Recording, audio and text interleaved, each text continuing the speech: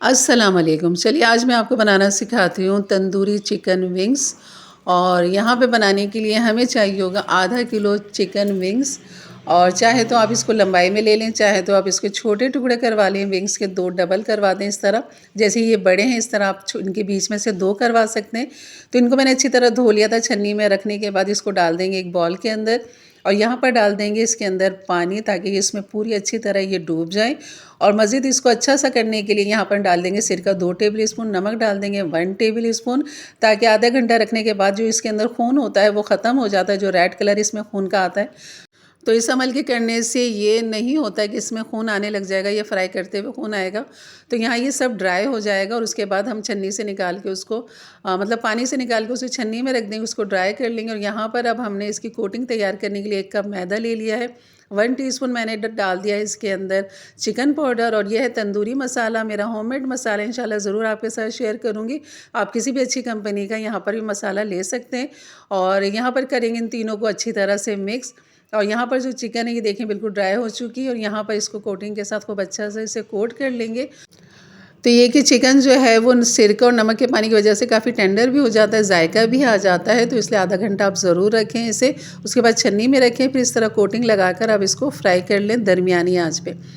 2 से 3 मिनट आपने एक साइड पर देना है, डालते ही चमचा ना चलाएं। जब 2 से 3 मिनट हो जाए उसके बाद आप इसको उलट पुलट कर सकते हैं। और जब ये गोल्डन हो जाए तो ये बिल्कुल तैयार है, बिल्कुल अंदर तक गल जाएगी। और इस तरह ये बिल्कुल हम तैयार कर लेंगे इसको। और इसके बाद हम बनाएंगे इसकी सॉस, जिसके लिए मैंने ले लिया था 1 टेबल स्पून लहसुन, 2 टेबल स्पून मैंने यहाँ पे ले ली थी प्याज। और 1 टेबल स्पून ऑयल के साथ और 1 टेबल स्पून मक्खन के साथ हमने प्याज और लहसुन को नरम करना है, सॉफ्ट करना है।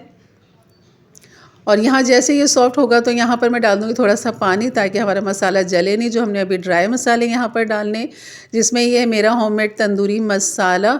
और मेरा एक चैनल है ज़ेबीज़ टाइम के नाम से, वहाँ पर ये सारे मसाले वहाँ मौजूद है। लेकिन ये एक मैंने नया चैनल बनाया जिसमें मैंने शॉर्ट रेसिपियाँ देनी है सारी। तो यहाँ पर मैंने डाल दिया था तंदूरी मसाला 1 टीस्पून भर के।